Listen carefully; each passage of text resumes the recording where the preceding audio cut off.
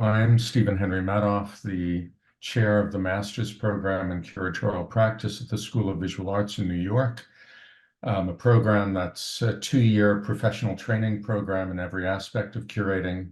And as part of the program, each week, I invite a distinguished curator or director to join us in the curatorial roundtable to speak about some exhibitions and aspect of their work.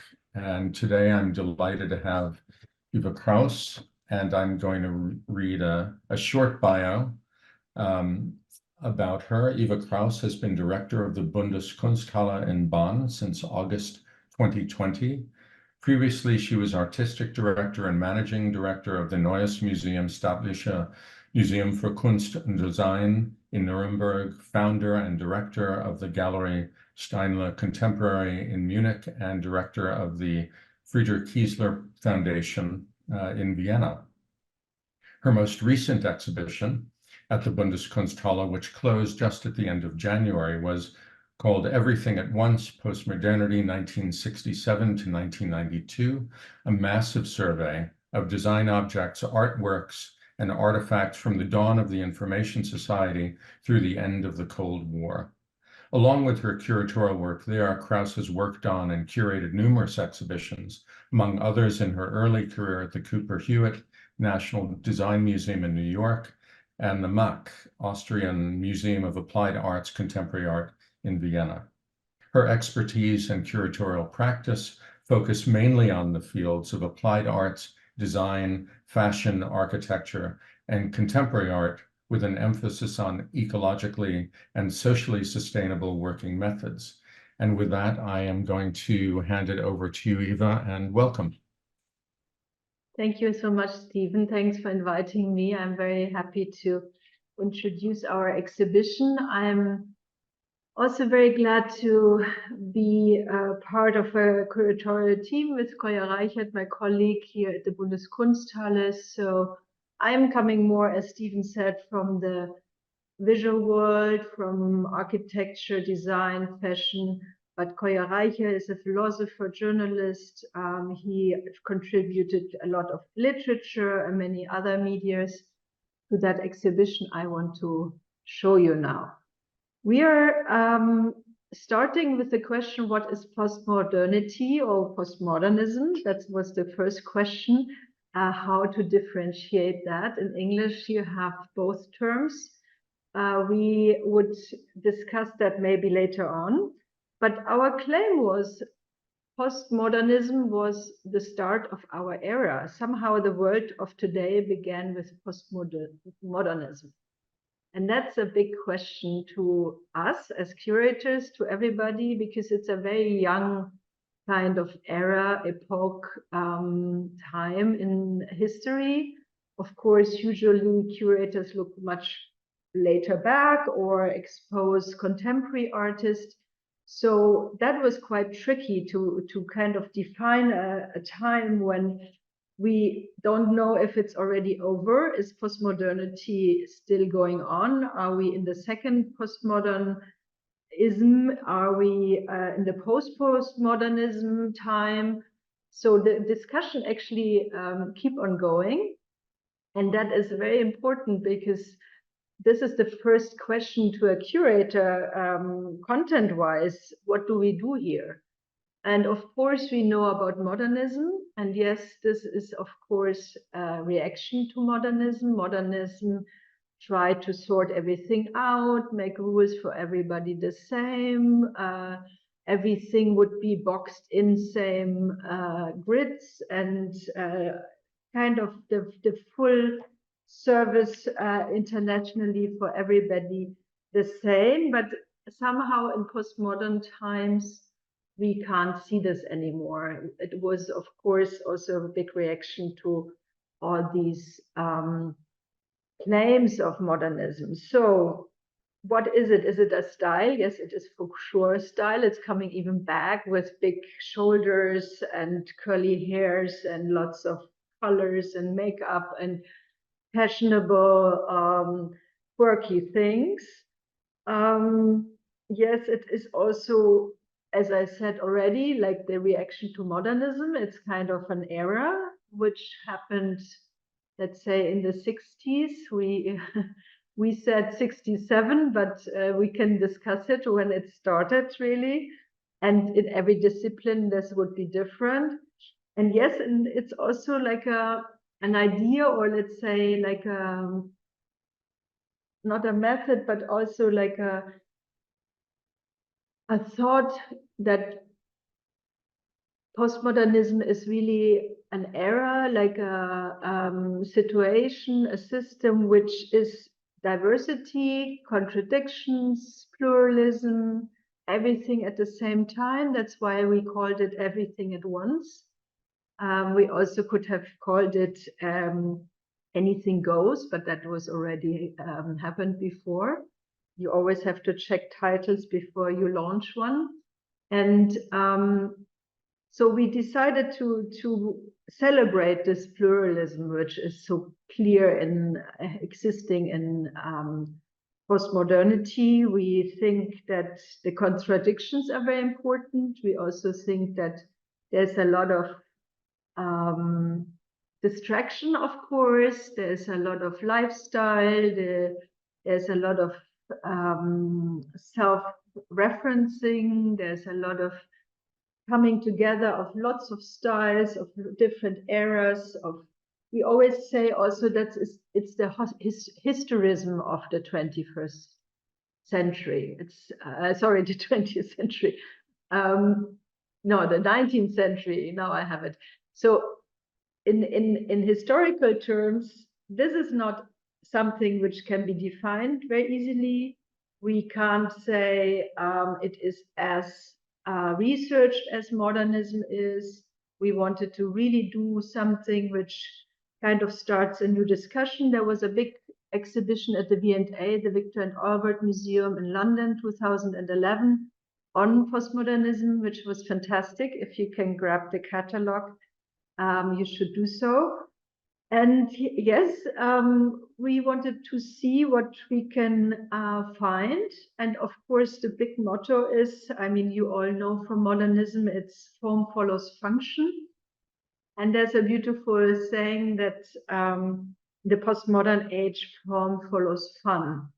And of course, it's not only fun, because there's also a lot of difficult situations coming and arising from postmodernity. We have neoliberalism coming up. We have a lot of crucial moments. Also, the question of social issues, the question of society to reinvent themselves. And so we can witness that there's a lot of, you will see lots of issues which aren't solved yet. And we are in the middle of discussing it. So I would suggest I would share my screen. We can have a little presentation. I hope you enjoy it. And now Stephen would tell me if you can all see the first front page of our catalog, which is like a very beautiful, stylish thing, very nicely made of Kiko design in Berlin. So Everything at Once, Postmodernity 1967 to 1992. We took these dates. As I said, it's not really defined as a mathematical form. It's more or less a curatorial choice. And I will get into that in the moment.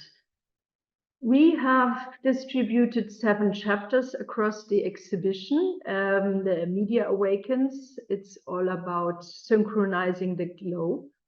Ruins of Modernism, it's about trying to figure out how modernism failed and kind of something else came. Anything Goes. Nothing is real. Protect me from what I want. Culture and Capital, and The End of History. I don't know if you saw all of that. It's kind of engraved in these stones. That's also one of the questions. That's why we like this motif very much, which came from the designers to use gravestones as visual ideas. So we end at the beginning of the Bundeskunsthalle. The idea was from the beginning to celebrate our building, which is a fantastic big box of Gustav Peichel.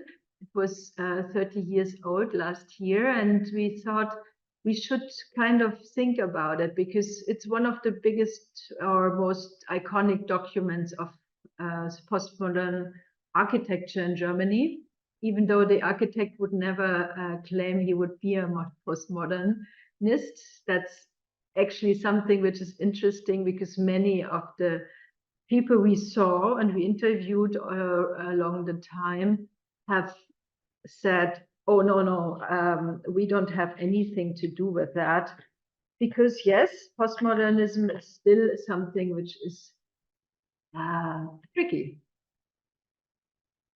I would like to show you the Great Hall of the Bundeskunsthalle. This is our biggest, or at least from the volume, biggest exhibition hall. It has 2-floor heights and 40 by 25 meters. It's a huge white cube, of course. We reinvent it all the time. At the moment, we will have a very similar open setting, as you can see here. From postmodern era, of course, we try to do something in the space to insert a lifestyle, like a sensoric feeling, an idea how this felt like, how this looked like. So you can now see the twist of the space, which I think was really important. We invited the architect Nigel Coates. He's very well known of eclectic architecture. He's a British designer architect who's always been very engaged in postmodernism.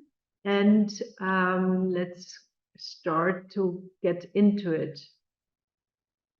So, as I said, Media Awakens, it's really the era where the first time in life people synchronized by watching TV together, the same audience, the same ideas.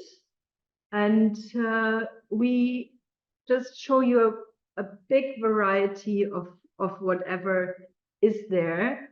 I don't need you to look at everything at the same time, since it's a really big melange of different disciplines, but maybe you have a bit of an idea what happens in the very beginning. But let's start with the walk through the exhibition, because I mixed the catalog and the exhibition views at the same time. I hope you don't get dizzy from too many pictures. We wanted to start something which really shoots you in this time. And we started with MTV space. Unfortunately, the video I can't show you right now, but you can have to imagine like a very loud music box, which was the entrance of the exhibition with many different stars from the time, from Madonna to Michael Jackson, Boy George, and so on and so on. So maybe if you're not too young, you might have remembered that MTV was something before TikTok, and it was very, very popular at that time. Coming out of the MTV room, you see there's a little like door in this big screen, so you could walk through that door. Coming out would be a pill of Hans Hollein, and the pill you have to take, as in Matrix, in this utopian film, you have to get this pill to have an experience out of reality somehow. When you came out, and this is already this box we were in, you see the Guildhaus. That's like the starting point. We wanted to really focus on in the very beginning. That's why this MTV box was wearing the facade of the Guild House, which has this big golden antenna on top. Please don't miss that, because that's really important. Robert Venturi, a genius architect, was inventing the symbol for an elderly home. What do? The elderly people, they watch TV. So that was all this claim of the first chapter. And if you want to follow me into the exhibition, you see here that we have the moon landing. When I talked about media and synchronization, the moon landing was the first moment in history that people could watch on TV the first time, the simultaneous event of, or simultaneously the event of the moon landing. And that was really changing a lot, not only in media and culture, in the idea of the future, and so on and so on. So this first chapter, just quickly, because we can't get into all the exhibition pieces, it was really like an introduction of what happened before. It was really, I just scrolled through it for now. The Guild House you have seen. And there was also Osaka Expo in Japan, which was super important at that point. I showed you already the pill of Hollein, or we would have of Roland Barthes, the death of the author, but also Richard Nixon as an economical turning point to declare the gold standard as not attachable anymore. So we kind of mixed a lot of ideas in this chapter, also to show people that it has different disciplines, fashion, Paco Rabanne, for example. You see here we have Sturtevant of the appropriation art, which is very important in fine arts. We have the mobile home here of a movable home office, like many different ideas. Oh, sorry, that was too quick. And that is really the first kind of starting point. We did not claim that everything at that chapter is already postmodernism, but it's kind of helping to understand what happened. Also, there's counterculture, there is uprising, there's changes in culture. So this was like kind of the selection of the first ideas. Then we have the ruins of modernism, which is kind of the idea to understand why postmodernism erased, and especially why modernism failed. Again, here you have like an overview of certain iconic elements of that chapter. We can go through it piece by piece, maybe better, in this walk through the exhibition. In architecture, this is something which you might know. In architecture, the discourse is quite clear when postmodernity started.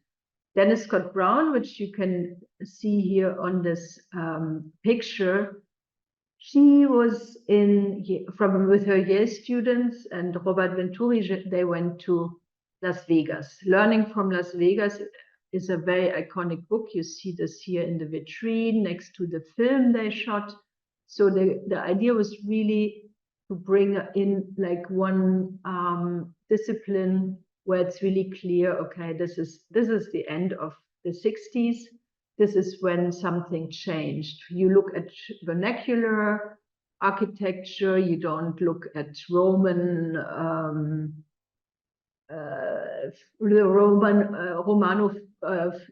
Roman Forum in Italy anymore. Yes, it was also manierism, and it was taking everything from all kinds of culture, but Las Vegas style is very much a clash of cultures, that high becomes low, low becomes high. You know that there was a Caesar's palace, there was a pyramid, now there is Little Venice. So this kind of using of forms and inspiration, that's very postmodernistic. So I just jump to Zabriskie Point, one of the film icons from the time, Michelangelo Antonioni. And as you can tell here, we did huge billboards out of that. Neville Brody is our graphic designer who helped very much from the beginning of Bundeskunsthalle to establish a graphic language. So he was redesigning his own typography. He was doing these huge billboards. And what you see in the middle is this pink stage, you could say, with the ultrafragola mirrors around. And this pink stage is very much about a selfie spot, we would call it nowadays, because you could stand there and you could watch yourself in the mirrors. And that's really something which was a nice idea of the architect, Nigel Coates, because the resurrection of the self, like the idea that you are an individual person, everybody can like get a style as they want to, you can dress up, you can become somebody you want to be. This is really the time when this happens. Beforehand, you would maybe dress as the person from your class, from your income, from your religion, whatever. There's a lot of standardized also fashion in before postmodernism time, which you would wear as yourself, defined by a system. So here it really points out individuality. And as we walk around that, oh, it's very pixelated. I hope you can see it. We have another, here it's better. Another setting where we show the people and the groups which kind of juxtapose to modernism as Archie Graham, Archie Zoom, Stanley Tigerman, the big picture on the wall. Maybe you can see it. There's a Mies van der Rohe building as the Titanic tilting. There's a lot of these things going on, and the big issue was at that time, for example, Pruth Allgäu. I don't know if you know of that. This is one of the modernist social housing districts, I think in St. Louis, and it was bombed and exploded in the 60s because there was crime, there was drugs, there was poverty, there was a lot of things in these social housing systems which did not function anymore, and the city decided, the government decided to get rid of the whole building blocks because they couldn't get over that issues, these societal issues. Maybe here you can see it a bit better. St. Louis was 72, was the demolition. And in front of that wall, we put this big blow up, and behind was a little cabinet which showed, for example, the Planet as Festival. So like the total twist of the ideas, the fun comes back, the city as a playground, the city as Coney Island, like everything which twisted somehow this idea of how to approach architecture. It's not boring anymore, as I said before, but there's visions again, there's utopias. Even this, of course, always existed, but from the destruction, of course, came also new ideas. And Sottsass is a very important mastermind of that time. Another really important, not to miss architect is James Wines. He was twisting facades of supermarkets. Here it's the Best supermarket. For example, one of the corners could come out, and we really wanted to show him because he's totally not left over, but he never became one of these, let's say, iconic architects from postmodern times, and I think he deserves it very much.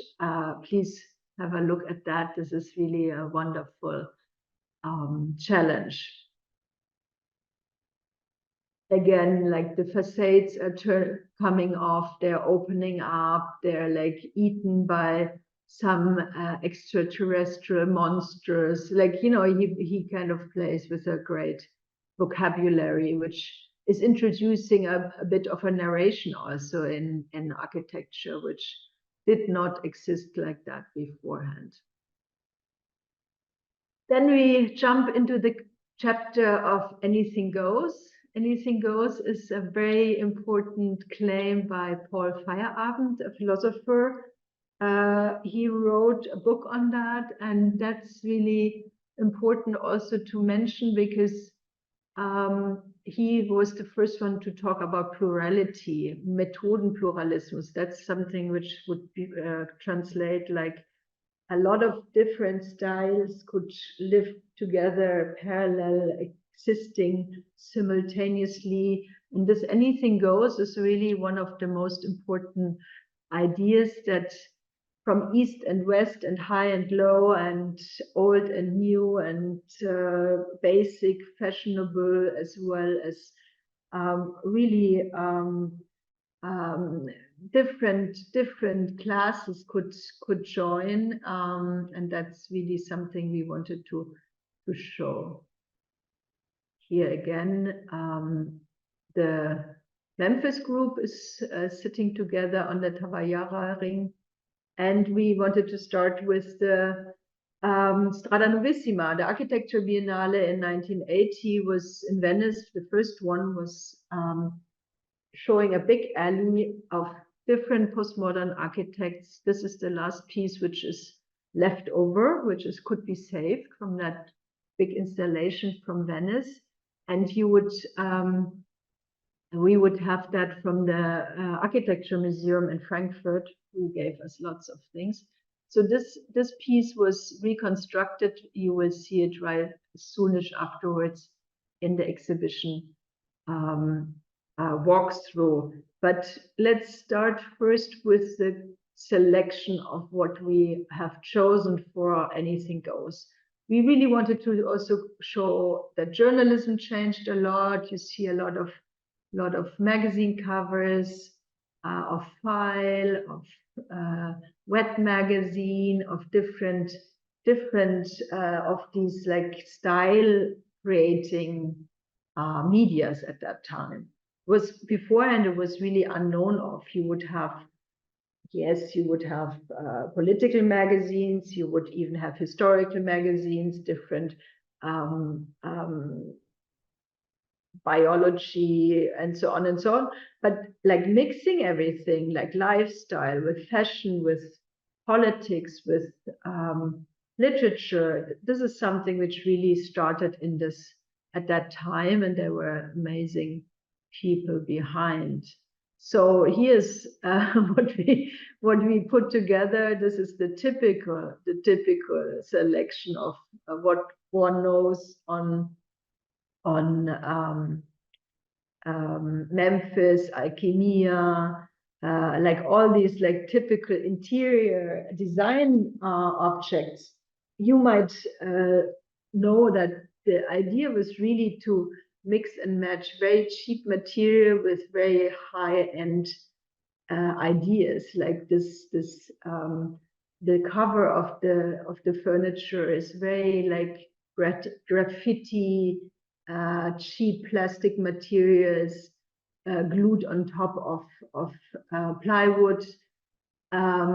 You have the fantastic Alessandro Mendini, Poltrona di Proust. So this pointillistic elements would go onto a rococo chair. So these like switches also between styles and especially icons. Like you could say that you know, people would just use and grab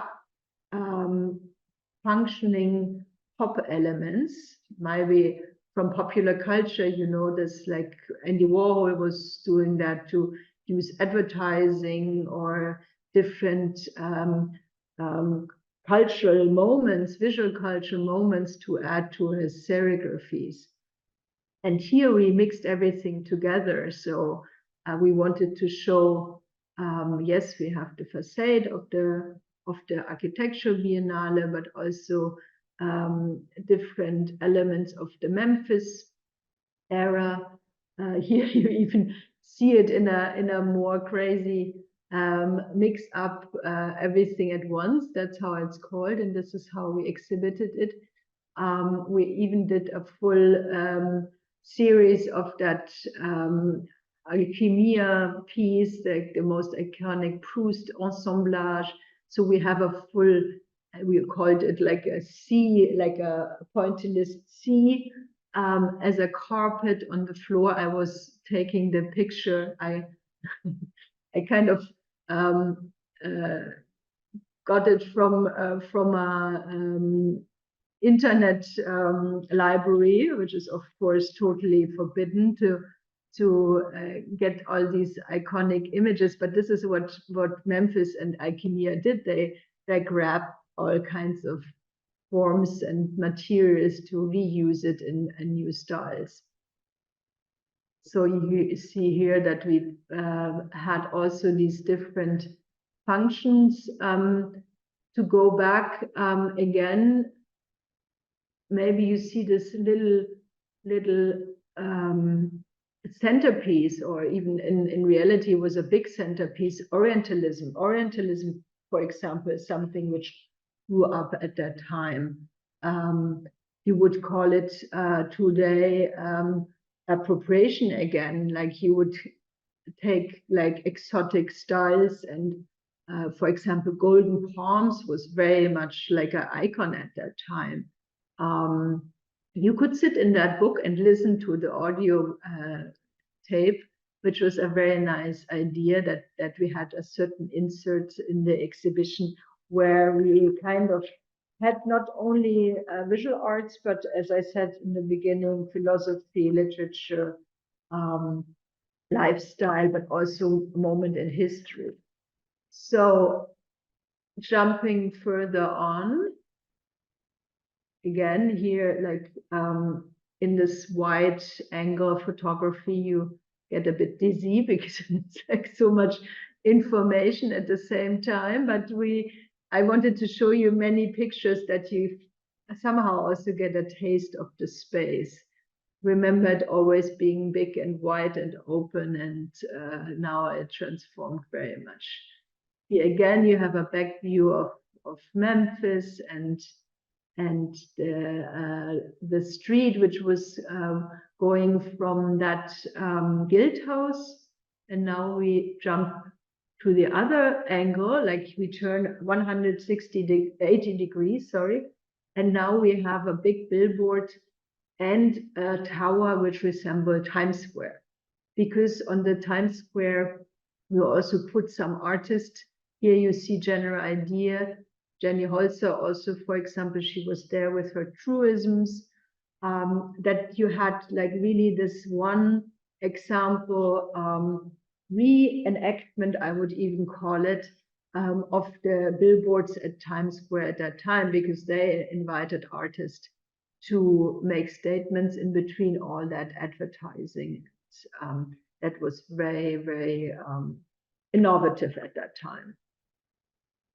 We have the David Hockney, which you saw hanging on the Times Square tower. But I wanted to also point out that we had, for example, a manifesto in this space, and the members of the Combahee River Collective, which claimed in 1977, the first time, something which we could call nowadays identity culture or identity politics. They did uprisings, demonstrations, feminism, black persons of color, people kind of demonstrating and being active about their rights as women, as Black people, as queer people. That's really important, and that's I didn't want it to miss, because yes, from time to time we also inserted a lot of political issues in this exhibition, as we did here on the right side. You can guess what that is. It is on the left upper side, maybe you see Wembley Reality Inc. and underneath is the famous signature of Donald Trump. What is that? That's the loan, how do you say? That's the contract of Donald Trump with the city of New York, tax freeing him because he was renovating a hotel, like a big real estate next to Grand Central. And that's really a very important document, because it tells a lot, as you know, since that was 1977, it still is going on, and Donald Trump never paid taxes in New York because of a deal he did in the 70s, not from his own pocket, not from his own personal sorry, in English that's still be good to translate. He was kind of transforming that deal into tax exemption, which saved him from lots of money, millions of dollars in the last 40 years, 35 years. So the next chapter is called Protect Me from What I Want. That's actually a statement of Jenny Holzer. She was also the one to put that on Times Square. Protect me from what I want is really something where the self is establishing, the club culture is existing. This is Palladium from Arata Isozaki. We show you soonish. We have lots of these kind of new Vogue events, Jane Fonda making aerobics, Arnold Schwarzenegger showing himself in the Whitney Museum. We have the different moments when Foucault, for example, went to the desert and got on the LSD trip. Like, you know, one of these moments in history where things change. Fassbinder to produce one of his really biggest queer movies. Maybe I show you how this looked like, this chapter. And yes, we have, for example, also Grace Jones being very much presented, as you can also see from that billboard, like the first person of color on a catwalk. Lots of these ideas, and here we enter the music hall, which was one of these examples. There was Studio 54, but there was also the Blitz Club in London. So the music scene, the nightlife, we showed in this disco club. There was also karaoke sessions we, for example, presented. And so this was a good moment that we tried to keep a bit more of this impressions also from other disciplines. Nothing is real. This is the chapter where it becomes very megalomanian. As you can see, this Doric column is growing out of the architecture. This is Kengo Kuma, Japanese architect. M2 is called he calls it his youth Jugendsünde, which is like something you did strangely in your young years. By now he works very traditionally with wood and traditional architecture materials. we would have the Citroën of the Karin of Citroën, which I always say it looks like the moon truck, the space truck of the newly released Cybertruck. That's how it's called. Sorry, of Elon Musk. So you can tell this already exists in the 80s. Also, we progress chronologically, as you might have realized. It kind of not seriously, but from chapter to chapter, we go further on. And this is again the overview. We have the big architecture systems. We showed innovation in technology. There's the first mobile phone, there's the first Macintosh, there's the first idea of a audio guide without cables, you know, like all these, like also technological inventions. That's a fashion we asked for. Maybe I show you. So it's a nice chapter. It was very difficult internationally to get good fashion examples, because that's always very tricky to find and to ask for. So we had Vivienne Westwood, we had Issey Miyake, Montana, who unfortunately just died, but also the first boots of Martin Margiela, these iconic ones. We had Lagerfeld, and this is also a bit fuzzy, the picture, pixelated, sorry. And then we go into the question of culture and capital. The idea is really to think about what happened at that time. We see the museums boom, for example. We have in Germany the first big museums in Frankfurt and in Stuttgart, which are built in the postmodern style. We have all these, like here, for example, you see the AT&T building of Johnson, the big skyscraper.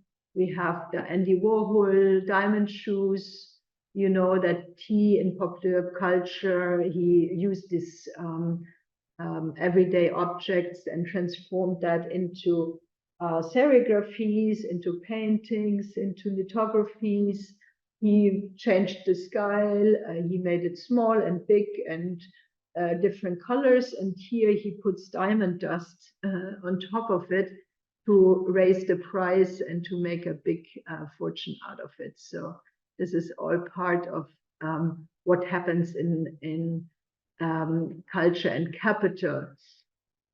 On the billboard, you can see the Centre Pompidou. The Centre Pompidou is not really a postmodern building per se, because Renzo Piano and Richard Rogers, they more or less like had this other style, which also existed, like the technological technoid system applied. It looks like a big machine, but still you can tell that the museums boom started there. Later on, we will have Bilbao, we'll have the Bundeskunsthalle, many big cities also created their iconic museum. And this is what we displayed here in this chapter.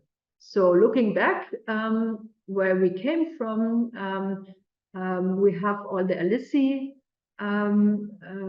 service, like the silver from Alessi, because all the architects who did build at that time also got invited by Alessi to make tableware out of it. And that's part of this idea how capital moves and how culture creates the economy in a totally different way as before. And in the end, we have the end of the story, the end of history. Again, we have seen and witnessed in the late 80s that the wall came down, the Cold War was over, all these big promises from modernism failed, as we saw already before, but but even new promises failed. Fukuyama was very wrong in the end to say that this is now what history is all about. And then, as we know now, looking back 30 years, 35 years, everything changed a lot. And this is why we thought this is part of, one could say, postmodernism failed. We also put here you see the rendering. It's very nice to compare it from the rendering of Nigel Coates' studio, a big wall drop of general idea with their aids. Now this is the real picture of the exhibition. Again, I go back and forth. Maybe that's interesting. This is what we had it imagined, and this is what it looked like in the end. Quite similar.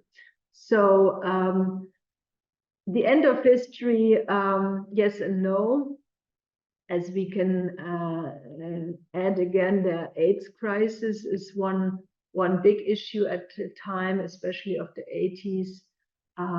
Yes, there was also a pill for the hope to rise again, to be taken and get rid of the problem. Unfortunately, it did not save the pandemic yet, but we wanted to really make different points and make a full stop in the end. And this is why you walk through this big book of Francis Fukuyama, as different books are distributed throughout the exhibition hall, that this is something we wanted to show and discuss, that yes, where do we stand? Is it all over? Is it the end of history? How things changed? We also, which you don't see at the moment in the picture on the right side, we had a model of the Bundeskunsthalle. So we just put that that last point, the full stop, we put at the end, and just mention that when the Bundeskunsthalle was opened, that was like the high peak of postmodern architecture in Germany. If you know Germany, there's Berlin afterwards. The city moved. Actually, Bonn is the former capital, and then the city moved to Berlin. In Berlin, you have a lot of postmodernistic-ish architecture. We wanted to really celebrate our building, and this is why this playful, also this very different ideas came together. It's very loud, it's very lots of fun, I hope. I can show you a little bit also of the other renderings we did before. You see now the centerpiece again of the stage, of a circular stage with the mirrors, and we have here the Alchemia spot, which we saw before, with the pyramid in the back. And that's the last idea about the chapters. So, and on the back cover, we engraved the book with all the names.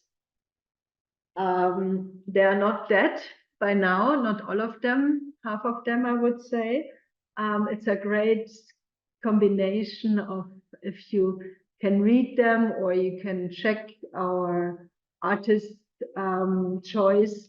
It's really from very well-known, famous all over the world until very newcomers, people we really took out of the archives again.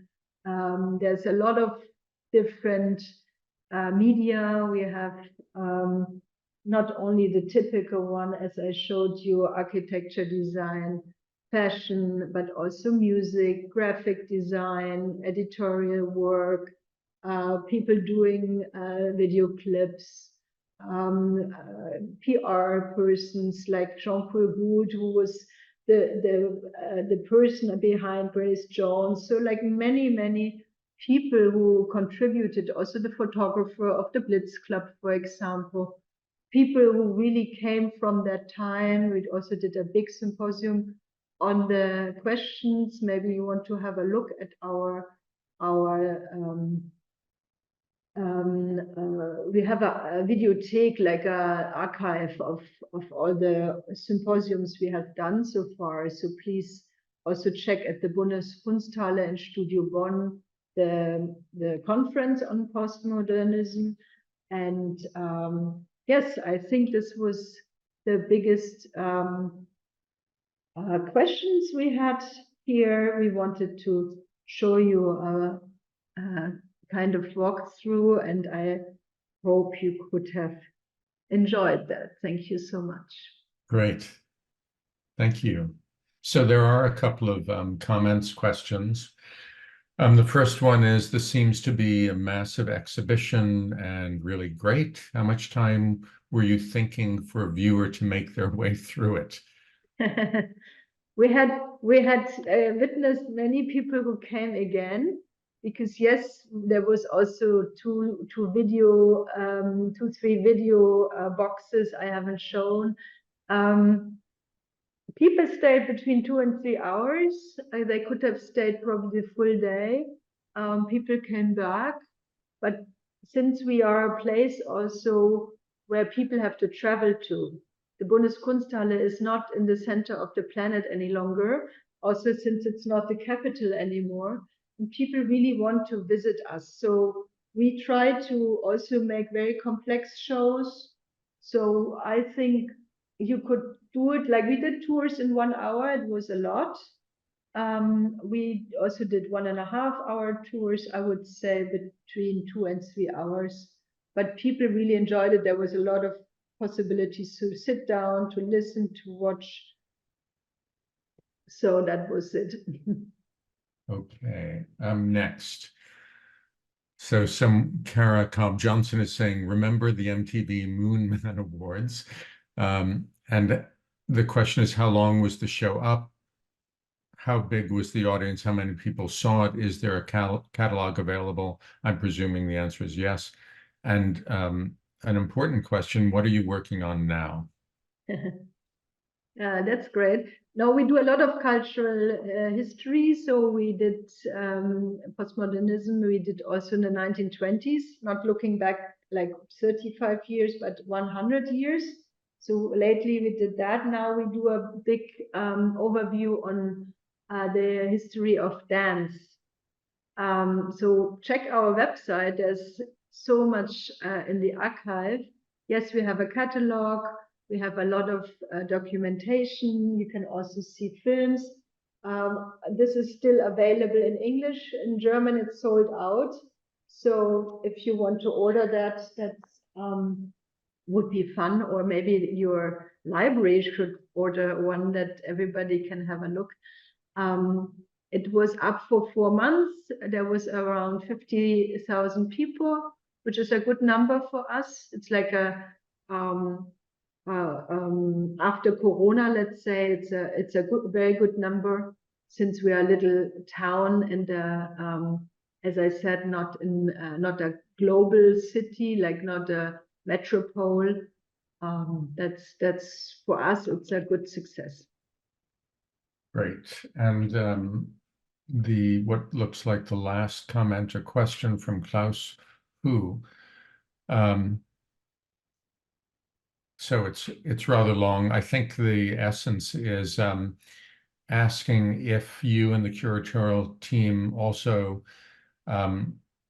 look at contemporary artist studios, discuss contemporary issues with artists that are issues that are at stake today in studio practice. Even yes and put in no, question this because practice of well-ordered archives. So yeah.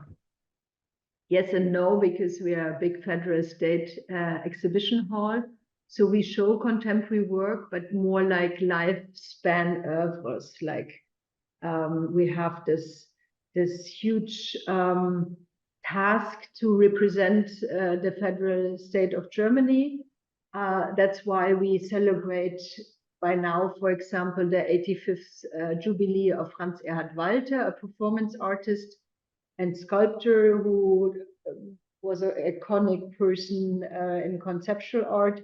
So we don't show that many young contemporary art shows, sometimes thematic shows where there's always art inside, also always like also represented through contemporary artists. For example, right now we have Immanuel Kant, the big philosopher, and there is a lot of young art kind of reflecting on Immanuel Kant. So we mix it more or less through themes, through history, and we kind of, whenever there's a culture subject, many times young artists kind of get commissions or contribute to reflect on the issues. Well, we have another couple of minutes. I'll just ask a question. So after all of this and having toured us through, what is your, what should I say, decision finally, or at least at this moment, about postmodernism? I didn't mention in the very beginning that I'm a child of the biggest art school for postmodernism. I come from the art school in Vienna, the Applied Art School, which was really the place to be. I always say it's like after Bauhaus, it was really one of the biggest, most important universities, where there was Vivienne Westwood, there was Coop Himmelblau, there was Hans Hollein, there was Zaha Hadid. There were all the Californian architects came in and out. There were all really like most of the great artists and architects. So I think culturally it's somehow over, because as I said, like these hopes don't exist anymore. Also, it was a very patriarchal time at that moment, where you could still feel the hierarchies, you could still feel that feminism was just coming up, queerness, like all these moments kind of started at that time, but somehow got also sometimes lost, sometimes, you know, with the big changes in worldwide, universally. And of course, we have 9/11 in between. We have the big crisis of the economics in the late 2000s and so on. I think now we are really witnessing the second phase, like moments come back, styles are coming back, ideas are coming back. There's a lot of fights in cultural identity. And yes, I would think second, I would call it postmodernism. Okay, so with that, thank you so much, Eva, for the public session. Thank you, everyone, for coming. The roundtable will be back. We have a week off, and then it begins again with Matt Williams, the program curator of the Camden Art Center in Camden, UK. And Eva, so thank you, and we'll see you in a moment for the private session with the students. Okay, I Thanks. will switch. Thank you, everybody, for joining. Bye-bye. Bye.